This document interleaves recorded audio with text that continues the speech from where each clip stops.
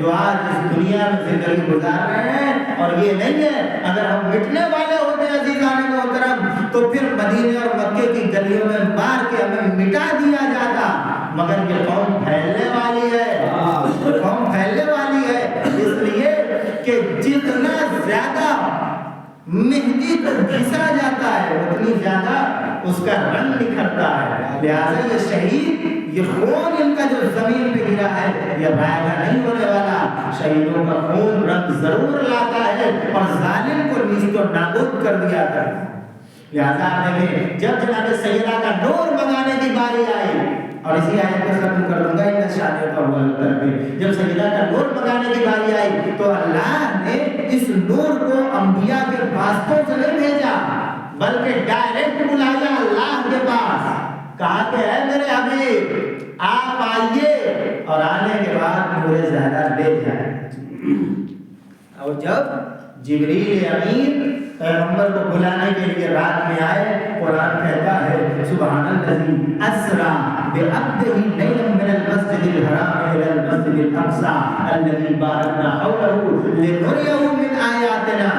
ہم نے پیغمبر کو مسجد اقصی, مسجد حرام سے مسجد اقصی کی سیر کرائی, پھر اس کے بعد آسمانوں کی طرف لے گئے. فاوحیٰ الی عبدہ ما اوحیٰ, اور آسمانوں کی طرف لے جا کے ہم نے رسول کی طرف وہ وحی کی جو وحی کی جانی چاہیے تھی. اب کیا وحی کرنی تھی وہ یا تو عبد جانتا ہے یا معبود جانتا ہے. اس لیے کہ جب یہاں سے وہاں تک جا رہے ہیں جبریل امین تو ساتھ میں ہے, پہلے آسمان پہ ساتھ ہے, دوسرے آسمان پہ ساتھ ہے, تیسرے آسمان پہ ساتھ ہے, چوتھے آسمان پہ, پانچویں آسمان پہ, ساتویں آسمان پہ. جب اور منزل آگے بڑھی, ایک منزل آئی, آنے کے بعد جبریل کہنے لگے یا رسول اللہ لو دنوت انملۃ اللہ ترکتو, اگر میں انگلی کی بور کے برابر بھی اور اوپر جاؤں تو میرے بادوں پر جل جائیں. اگر میں انگلی کی بور کے برابر بھی اوپر چلا جاؤں تو میرے بال بھی جل جائیں, میرے پر بھی جل جائے. تو پتہ کیا چلا عزیزان محترم, کیا اس کے اوپر آگ کی بھٹی لگی تھی؟ بتائیے, آگ کی بھٹی لگی تھی یا وہاں پہ خبز روٹی پکانے کی بھٹی تھی یا اینٹا پکانے کا بھٹا لگا ہوا تھا جو رسول اللہ سے جبریل امین کہہ رہے میں اس سے آگے گیا تو میرے بال بھی جل جائیں گے اور پر بھی جل جائیں گے؟ تو کہا نہیں, جبریل امین جانتے ہیں کہ ان کی حد کیا ہے. جبریل جانتے ہیں کہ میں معصوم ہوں, میں سید الملائکہ ہوں, مگر اس کے بعد بھی اپنی حد پہچانتے. میں کہوں گا جبریل سید الملائکہ تو صحیح, آپ تو رسول اللہ کے پاس پاس ہے, رسول اللہ کے پاس پاس ہے, ان کے ساتھ آسمان پہ چلے جائیے, یہ آپ کو بچا لیں گے. کہا نہیں, دیکھو اگر کوئی اپنی حد سے آگے بڑھ جائے تو رسول اللہ کے کتنے ہی پاس کیوں نہ ہو وہ جل جایا کرتا ہے. اگر تم کسی کو دنیا میں جلتے ہوئے نہ دیکھو تو آخرت میں آنا, رسول کے پاس رہنے والے کتنے ہوں گے, جلتا ہوا جہنم میں دکھاؤں گا. صلوات.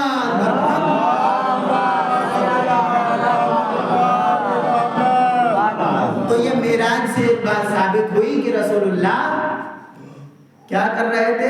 اور یہی دیکھیے جلنے کی بات آئی تو جلنے سے, اب جلنے کی بات آئی تو اسی بات میں عرض کر دوں کہ جناب ابراہیم علیہ السلام جب آگ میں ڈالا گیا تو اس لیے نہیں کہ وہ نبی تھے اس لیے بچا لیے گئے, وہ رسول تھے اس لیے بچا لیے گئے, بلکہ خود تاریخ میں ملتا ہے, ہماری کتابوں میں یہ اہل سنت کے بڑے عالم دین انہوں نے اپنی کتاب میں لکھا کہ جب جناب ابراہیم علیہ السلام کو آگ میں ڈالا گیا تو جناب ابراہیم علیہ السلام کو آگ میں ڈالنے کی وجہ سے آگ گلزار بنا دی اللہ نے. تو فرمائیے آگ اللہ نے گلزار بنا دی. اب اس کی وجہ یہ بیان کرتے ہیں, عالم دین لکھتے ہیں, اہل سنت کے عالم دین ہیں, مگر وہ یہ لکھتے ہیں چونکہ ابراہیم کی نسل میں ہمارے نبی کا نور آنے والا تھا, اگر ابراہیم جل جاتے تو ہمارے نبی کے اوپر آنچ آتی, ہمارے نبی کے اوپر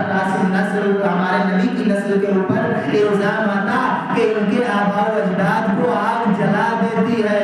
توجہ فرمائیے, ان کے آباء و اجداد کو آگ لہٰذا عزیزان محترم جو رسول قیامت کے دن شفاعت کرنے والا ہے ضروری یہ ہے کہ اس کے آباء و اجداد کو آگ نہ جلائے تاکہ وہ جہنم سے شفاعت کر سکے. لہٰذا وہ تحریر کرتے ہیں کہ اللہ نے جناب ابراہیم کے لیے آگ گلزار اس لیے کی چونکہ ان کی نسل مبارک میں ان کی پشت میں ان کے ظلم میں نور علی و محمد تھا اور اس نور کا اثر تھا کہ اللہ نے ان کو آگ سے محفوظ بنا دیا. اللہ نے ان کو میں کہوں گا کہ ابراہیم کون ہے ہزاروں برس بعد سینکڑوں برس بعد صدیوں بعد زمانے بعد ان کی آغوش میں ان کے صلب سے ایک نبی آنے والا ہے ایک ولی آنے والا ہے تو اس کو اللہ نے جہنم کی آگ سے نہیں بلکہ دنیا کی ہزاروں ٹن کی نارے نمرودی سے حفاظت کر دی. تو مجھے کہنے دیجئے کہ جس نبی کی نسل میں ہمارے نبی کا نور ہو اسے اللہ نہیں جلا سکتا اور اگر اسے آگ میں ڈال دیا جائے تو آگ گلزار ہو جاتی ہے اور سینکڑوں برس بعد نور آنے والا ہے. تو جو رسول اللہ کو ظاہر بظاہر لے کے بیٹھا ہو ایک طرف آغوش میں رسالت ہو دوسری طرف آغوش میں امامت ہو ایک طرف نبوت ہو ایک طرف ولایت ہو ایک طرف علم بنانے والا ہو ایک طرف علم اٹھانے والا ہو ایک طرف شفاعت کرنے والا ہو ایک طرف کوثر کا جام پلانے والا ہو ایک طرف نبی ہو ایک طرف علی ہو. ابو طالب کہیں گے کہ دنیا کے رہنے والوں اور تاریخ گڑھنے والوں مورخوں دیکھو اور میری عظمت کا اندازہ لگاؤ.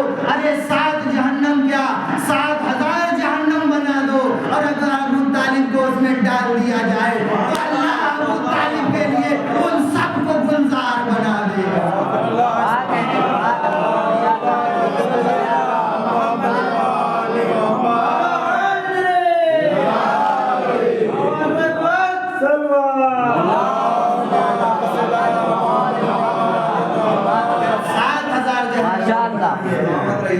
پروردگار عالم سب کو ابو طالب کے ایمان کے پانی سے توجہ فرمایا پانی کو اس لیے کہا کہ سورۃ کوثر پڑھا ہے ایمان کے پانی سے اس طرح سے گلزار کر دے گا کہ پھر اب جناب ابو طالب کو حدیثوں میں روایتوں میں پڑھ کے معلوم ہوگا کہ ان کو اللہ نے اتنی اتھارٹی دی ہے قیامت کے لیے جس کو چاہے شفاعت کروا دے جس کا ہاتھ پکڑ کے چاہے جنت میں لے کے چلے جائے. لہذا جناب محترم جب جناب جبریل کہاں پہنچے آسمان کی بلندیوں پر اور آسمان کی بلندیوں پر اب کس طرح انہوں نے ظاہرہ لائے ایک سیب کے ذریعے کہا رسول اللہ یہ ایک سیب ہے یہ جنتی سیب ہے اور اس کو ہم نے رکھا تھا 7 صندوقوں کے اندر اور یہ ڈائریکٹ ہم نے آپ کے حوالے کیا آدھا خود نوش کیجئے اور آدھا خدیجہ کو نوش کرائیے اور اس سے جو بیٹی کی ولادت ہوگی اس کی اولاد اس دنیا میں پھیلے گی اور وہ کوثر کہیں جائے گی. لہٰذا اب دیکھیے اب یہ اولاد فاطمہ دھیرے دھیرے حسن و حسین آئے. جب حسن و حسین آ گئے تو ایک منزل آئی کہ اب ان کا تعارف کرا دیا جائے کہ کس کے ذریعے نسل رسول چلی. تو ایک مرتبہ سارے کے سارے لوگ سارے کے سارے اہل بیت چادر تطہیر میں جمع ہو گئے. فاطمہ آ گئی رسول اللہ کے بدن میں ذوق محسوس ہوا رسول آئے. رسول کے بعد امام حسن آئے امام حسین آئے بہت جلدی حدیث کے ساتھ پڑھتے ہیں رسول آئے رسول کے بعد امام حسن آئے امام حسین آئے مولا کائنات آئے شہزادی آئے. جب پانچوں کے پانچوں چادر تطہیر میں جمع ہو گئے تو ایک مرتبہ جبریل امین آسمان سے آیت لے کے نازل ہوئے. لیکن آج عجیب مرحلہ ہے بھئی آیت کس پہ لانی ہے رسول اللہ پہ آیت لانی ہے. جب آیت رسول اللہ پہ لانی ہے تو جس طرح آج کے پہلے آیتیں لاتے تھے اسی طرح آج بھی آیت لے کے چلے آتے. حضر میں ہے حضر میں آ گئے یا رسول اللہ یہ آیت سنا دیجئے. مسجد میں ہے آیت لے کے آ گئے یا رسول اللہ یہ آیت پڑھ دیجئے. جنگ میں ہے آیت لے کے چلے آئے. محشر میں ہے آیت لے کے چلے آئے. مقتل میں ہے آیت لے کے چلے آئے. گھر میں ہے آیت لے کے چلے آئے. جاگ رہے ہیں آیت لے کے چلے آئے. سو رہے ہیں آیت لے کے چلے آئے. تو آیت لے کے جبریل امین جب آئے ہیں کبھی رسول سے اجازت نہیں لی. توجہ فرمائیے کبھی رسول سے اجازت نہیں لی. اس لیے کہ جب بڑی سرکار سے اجازت لے کے آئے ہیں تو اب یہاں اجازت لینے کی ضرورت کیا ہے. لیکن آج تیور بدلا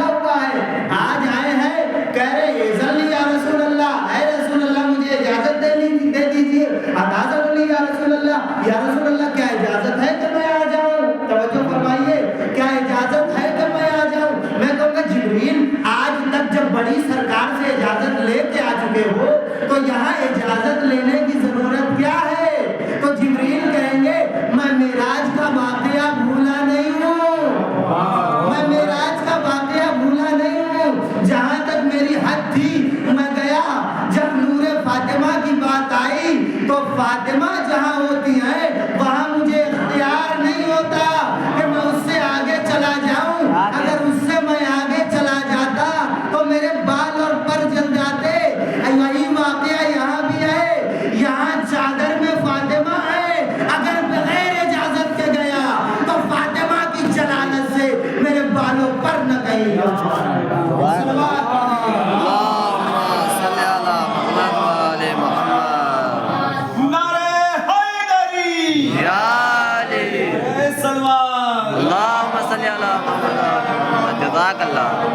بس یہاں تک سیدہ کی عظمت آپ نے سن لی، مگر آیت تشنا رہ جائے گی اور زندگی بھر آدمی بولے تب بھی تشنا رہے گی، لہٰذا آخری بات بیان کر کے یہیں سے رکھ کے مسئلہ ہے۔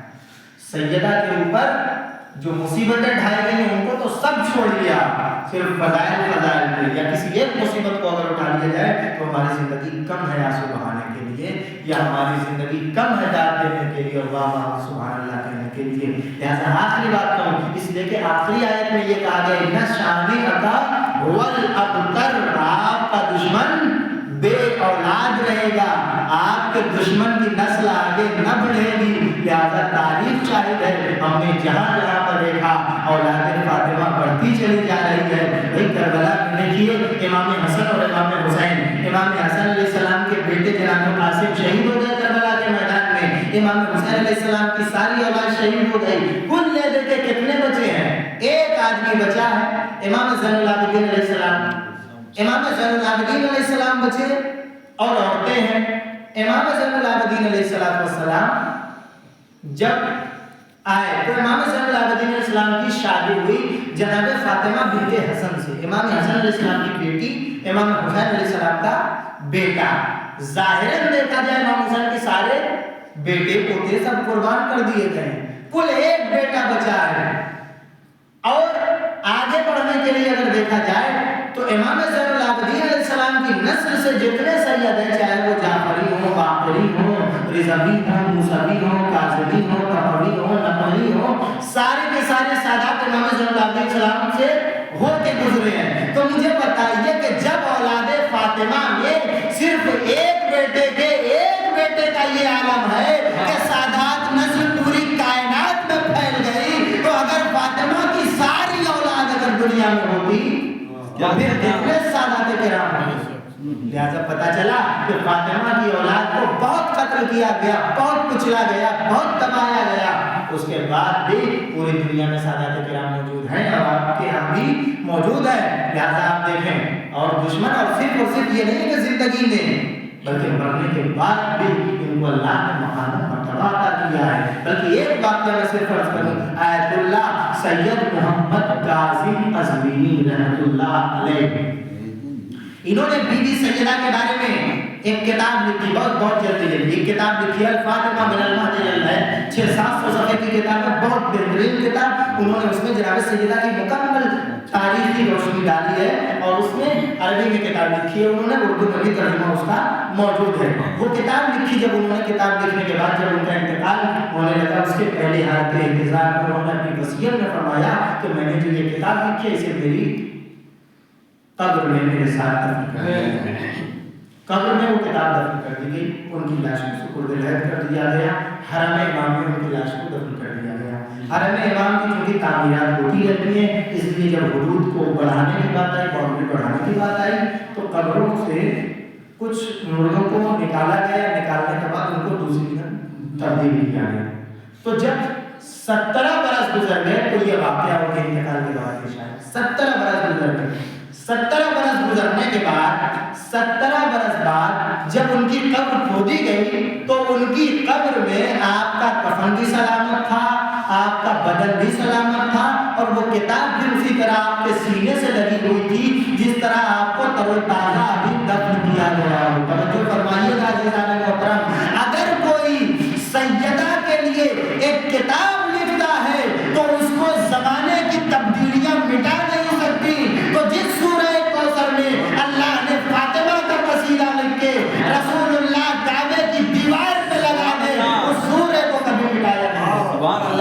کیا کہنے، جزاک اللہ. مٹایا نہیں جا سکتا. یہ تو سید تھے، یہ تو اولاد فاطمہ تھے، انہوں نے تو ان کے اوپر کتاب لکھی تھی. مگر اس کے بعد آپ دیکھیے حجر ابن عدی عاشق فاطمہ، فدائی مولائے کائنات، امام حسین کے اوپر اپنی جان کو قربان کرنے والے جناب حجر ابن عدی، ان کی لاش کو 1700 برس بعد، ان کی لاش کو جب صدیوں بعد 1400 برس بعد جب ان کی لاش کو نکالا گیا تو آپ کی بھی لاش تر و تازہ تھی. یہ کس کا اثر تھا؟